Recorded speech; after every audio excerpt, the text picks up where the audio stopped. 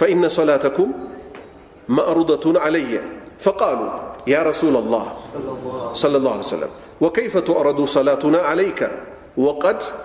أرمت قال يقول بليت قال إن الله عز وجل حرم على الأرض أجساد الأنبياء رواه أبو داود بإسناد صحيح يزي حديث دمو ترجم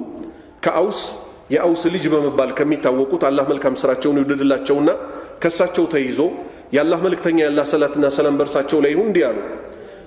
ኢነ ሚን አፍደሊ አያሚኩም ከቀናችሁ ውስጥ እኮ በላጩ የሚባለው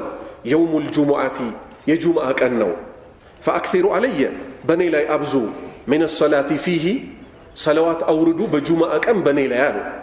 ፈኢነ ሰላተኩም እናንተ እኮ እኔ ላይ የምታወርዱት ሰለዋት ማዕሩደቱን አለየ በኔ ላይ እኮ የምትቀርብ ናት አሉ